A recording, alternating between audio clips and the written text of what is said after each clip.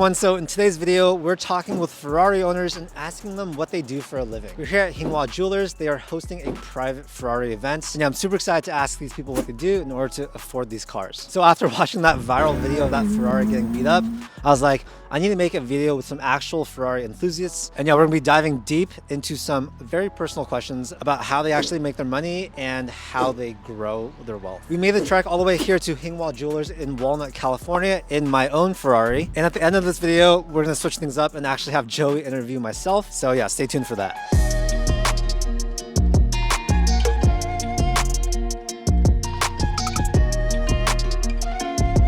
So we're here with one of the most famous Ferrari collectors in the world. Can you introduce yourself, your age, and what you do? So I am David Lee. I'm born in Hong Kong. I'm Chinese. I am 55, and I am the chairman and CEO of Hinghwa Lee Group. A lot of people know us for our Hinghwa Lee Jeweler stores, which sells watches and jewelry. What has been the most fun part about being in the jewelry business? We really get to interact with the end consumer, and for them to be excited about something and to have done the research and to know about, let's say, a particular watch and all the different things about it they like, that we could service them and can say, hey, you know, we can sell you one, we take care of you and provide you a good quality and provide you a good service. That makes us feel good, right? We're dealing with the end consumer. So that's good. I also like that from a principle, being that in this business as an authorized dealer representing the factory for a particular brand, let's say Rolex, we get trained by them. We understand the philosophy of the Swiss and Europeans. And that's also given me a lot of different experience that I might not have if I wasn't in this industry. So over your years of being in business and being an entrepreneur, what's something that you've learned that you want to share? So I do a lot of mentoring. I have a professional mentor class called Inner Circle from my education business. And in many guest speaking engagements at USC, where I'm on the board, I've come up with three kind of ethics that we hold dearly, and I think it's a part of the success. And this is the three. Number one is to work hard. Number two is to work hard with perseverance. And number three is to work hard with integrity. And I think that's something you can control. That's what you can control. You can choose to do. And then when the right timing comes, when the right opportunity comes, when all that is lined up and you take that on, that's when I believe you breed success. What is a problem right now that you'd pay a lot of money to solve? Well, I try not to pay a lot of money to solve a problem. A lot of times if it's legal, and it's not that it's your fault, somebody, they bring up problems, they try to bring legal problems to you, or there's a conflict, a dispute. And if it's a money situation that can solve it, or being more generous, just giving in, not being so tight to say, I gotta have what I gotta have, or I cannot budge. It's a waste of time, because if you can just allow for it, or it costs money, or whatever you want to translate that to, you free yourself of this negativity that's in your mind, and you can start to put yourself in positivity, in creative things where you can make money, and it's not occupied by the negativity that doesn't do anything for you. What do you love so much about Ferrari? I'm just passionate about the company, their racing heritage, their design, their engineering, and just the whole lifestyle. I'm not somebody that wants to follow different marks. I'm pretty committed to just Ferrari. It's a special company and they make special product. I'm really curious, how do you invest your money? Real estate investment, which is a big portfolio, and a entrepreneurial investment arm. So I get to invest in various things. Cars is a collectible investment. So I get to invest in that aspect. I have startup fund that invests in startup. I have other beverage or education or other companies entrepreneurial companies that I've invested in. Even restaurants and magazines I have invested in the past. So a lot of people watching this video are going to be young. That's probably their end goal. What would you tell them? How can they get started? Whatever industry that you're interested in, you should go and work for one of the best companies in that industry. Work in there, understand the industry, get yourself promoted, get people around you that know that you're capable, and you take that on. People don't want to waste their time and never be involved, and they don't really know, and they're just guessing. And when they guess wrong, that's why a lot of times people make a mistake and they go belly up or it's not successful. Can you tell us about a time when you took a risk and it paid off? I've taken many risks and it's paid off, but it's all calculated risk. So you estimate if on the good side what would happen. A lot of people estimate the good side, that's the problem. They don't estimate what happens if at the worst case scenario. After you assess those situations, you decide to see if that's a risk you want to take. So sometimes you make it, you win, sometimes you don't. How many people do you have working on your team? For all the various businesses, I have a few hundred people,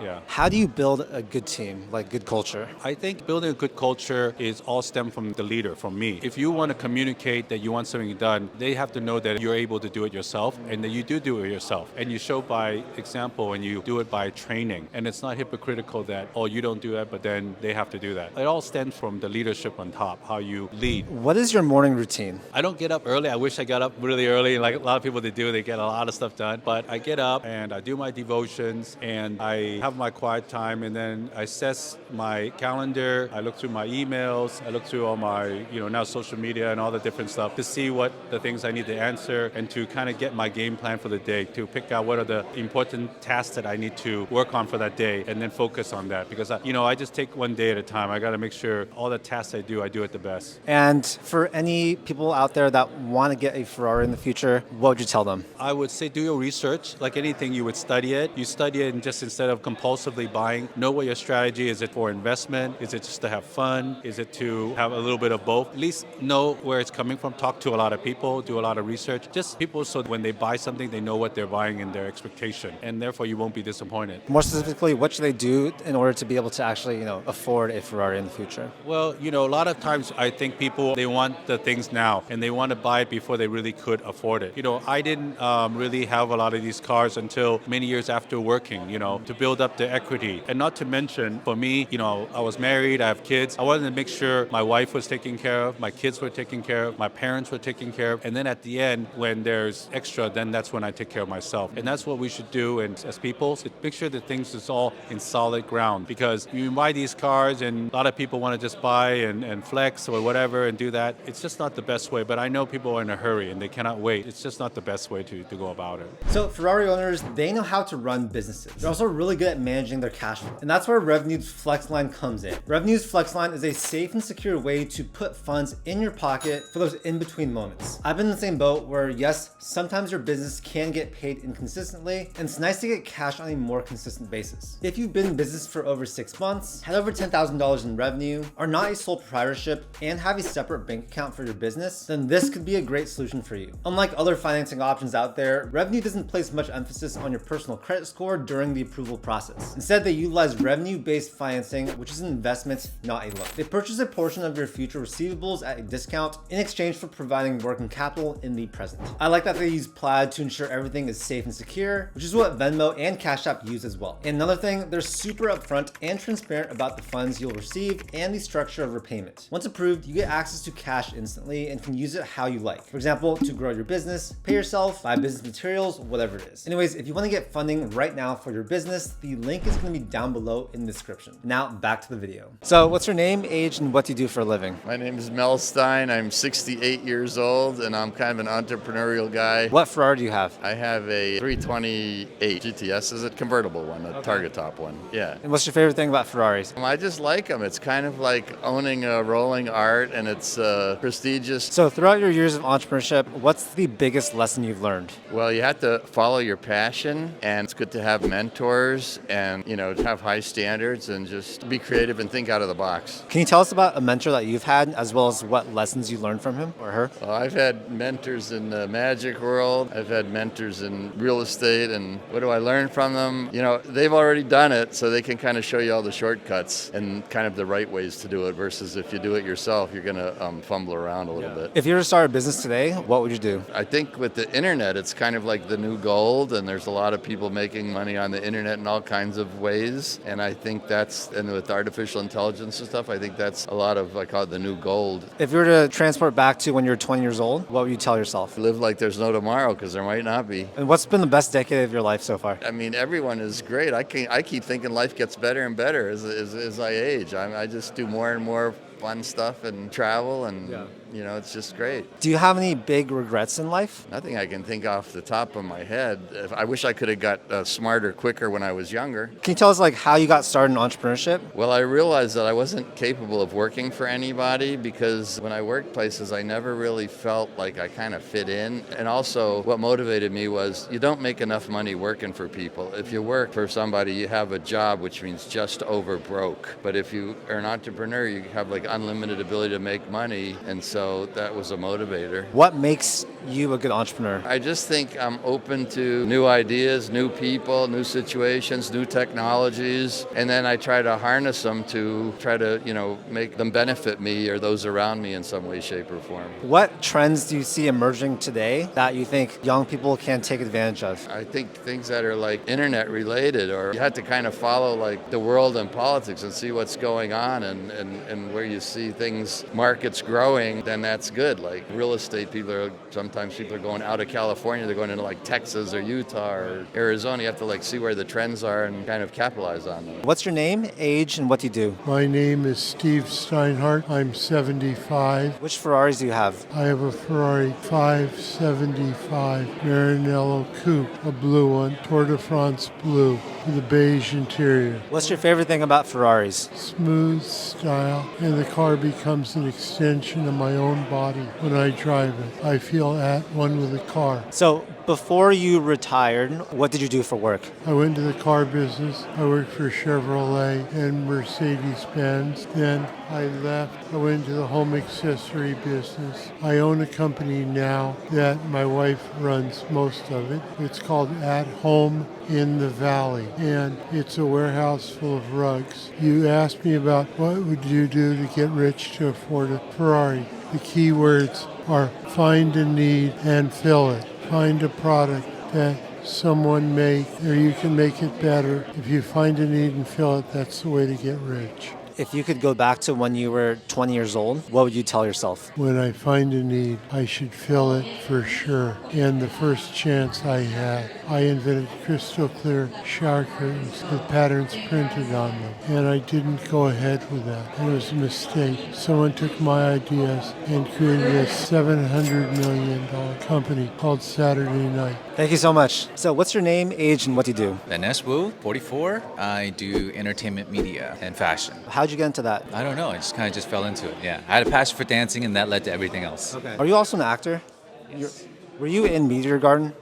Okay, I used to watch that show all the time. Do you have any advice for other people that want to be successful in entertainment? Trust the process and find enjoyment in it. And it's a journey, not a destination. Trust in the Lord with all your heart. Lean not on your own understanding. Do you have any regrets in life? Probably, yeah. But, you work through them, you process and you digest those emotions, and you realize it's a learning process. And it's an experience that you go through because everything happens for a reason. And then just learn and grow. What got you interested in cars? Hot Wheels? How do you pick your friends? How do you find people that you vibe with and you let into your inner circle? I don't know. I try to give everybody a fair chance and then be as authentic as I can while still being guarded. How do you invest your money? I invest in people. I invest in myself, in becoming better and who I want to be and what I want to do. And then whatever businesses that I believe in that can help the world make it a better place. If you were to start from zero right now, what would you do? Get right with God. And ultimately, my faith and my walk is more stronger than anything that the world can try to throw at me. I'm unstoppable. So what's your name, age, and what do you do for a living? Craig Alsop, 63. I'm a retired engineer. Do you have advice for aspiring engineers? Get a good job for the most money you can get. Switch companies. Don't stay loyal to one company. Nobody gives you any kind of retirement anymore, so just keep moving. And what Ferrari do you drive? I drive a Dino 246 GT. Wow. And what's your favorite part about the car? It just drives nice. It's a beautiful car. What's a mistake that most aspiring entrepreneurs are making today? Most young people, they want to make money right away. They don't want to dedicate themselves to getting the job done correctly. They just want instant gratification. They need to learn to stick with it and keep working. What's the best way to do that? Just perseverance. That's all you can do. And what's the most important lesson that you've ever learned in your life? Be truthful to others and be truthful to yourself. If you were to start from zero today, what would you do? Probably just start my own business, something in the line of cars, Why the car business? because I enjoy cars. Do you think passion is very important for what you do for a living? Passion is the most important thing. So how can people go out and find what they're passionate about? Try different things. Once you find what you like to do, figure out how you can make money at it. What's a big regret you've had in your life? Working so much. So what's the best part about being retired now? I get to do whatever I want to do, whenever I want to do it. So what's your favorite thing to do now? I go out on my boat all the time, or I play with cars. Do you have any predictions about the economy? We need to get a Republican president in place because the Democrats are giving everything away. Does buying a Ferrari make you happier? Driving it makes you happy. How do you invest your money? Give it to my financial guy and let him do it. So it's all hands off? Yeah,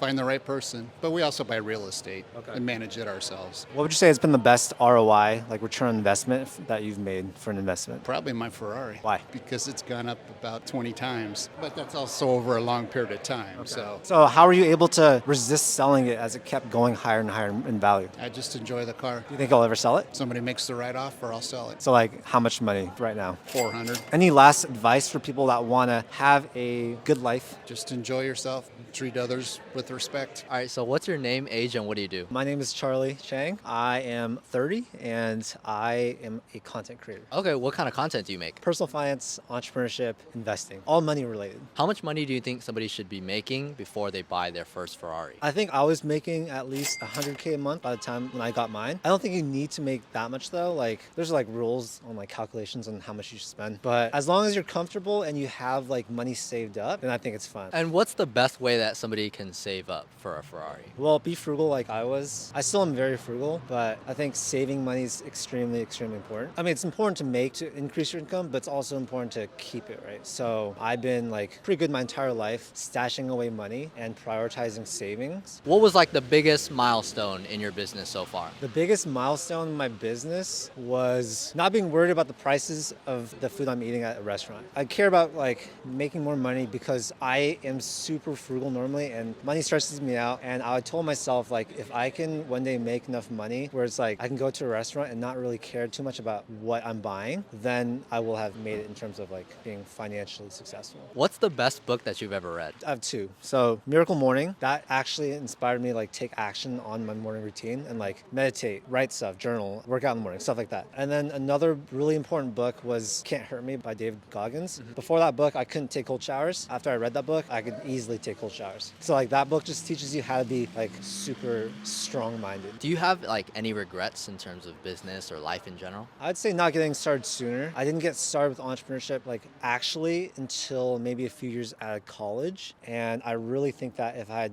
went through college better in like a more productive way, that I'd be a lot more ahead right now. So if I were to go back to college right now, I would study hard, get good grades, make good friends, shake a lot of hands, but also start building my side hustle. I think getting like experience as early as you can, that's super important. What would you say is like your biggest piece of advice for a young kid like me who wants to become a millionaire in the future? Not be scared of failing. Throughout my entire journey, I've failed so many times. And I think that's one reason why I've finally found success, right? It took me many, many years to find something that worked for me that I could do really well. And that's because I didn't really care about failing, right? So just keep failing, learn a lot of skills, and eventually you'll have the brain and capabilities to make a lot of money. What would you say is the biggest skill that you learned that like doubled your money? Maybe teaching things. So I tutored after college, not thinking that it'd ever help me in the future, but tutoring taught me like how to teach things in a easy to digest manner, which has really helped me out today because a lot of my content is how-to stuff for like education. So I think that was a big one for me. But I think for everyone it's gonna be different. Sales I think is really important. Marketing. So what's your goal now in life? Now that you're a millionaire, what are your goals? My goal is to just continue what I'm doing. Like I don't have a set end goal. I think a lot of people ask me that. I don't have an end goal. I just sort of take things day by day, enjoy life, have a good work balance while providing a lot of value. If you can figure out a way to create value that's in a leveraged way, then that's like the winning formula. Because for my stuff, I don't create like a ton of value for one person, right? But I create, some value for a good amount of people due to social media, YouTube. And that is really what has been able to like help propel my business and get me to where I am today. What do you do to keep learning? To keep learning, I watch YouTube a good amount. I read a lot of forums. I think like harnessing the power of the internet, like people's answers to questions, super, super helpful. I've learned so much doing that. And then of course just reading books as well as audiobooks. And with your whole entire online internet business, what does your typical work week look like? Every workday is different. I think I got into entrepreneurship because I just couldn't really see myself working for a boss telling me what to do like my entire life. So yeah, every single day is different.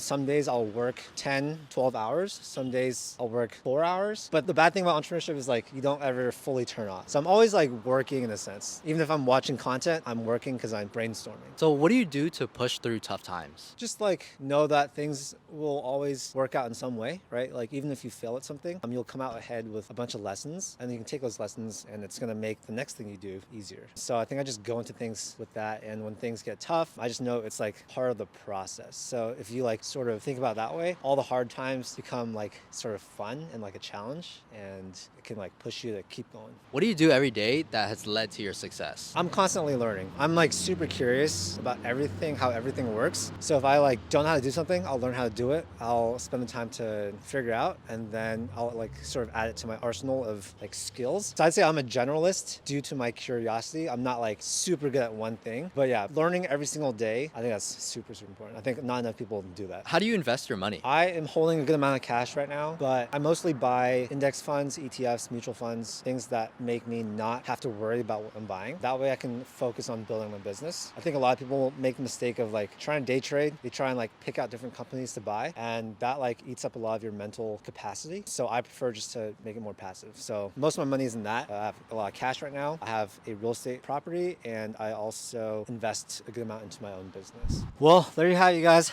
Asking Ferrari owners what they do for a living. I'm not gonna lie, that collection was absolutely insane and just really inspiring to see what these people have done to be able to afford such awesome cars. I do want to give a special thanks to David Lee and Hinghwa Jewelers for allowing us to come to this event. And yeah, I really hope you guys got some valuable advice and actionable steps that you guys can take. If you guys want to get some free stocks, I'll leave some links down below to WeBull and Mumu. And we'll also leave a link to Hustle Club, which is my free newsletter teaching you how to become a better entrepreneur in 3 minutes or less. All right, that's it for this video. I'll see you guys in the next one. Peace.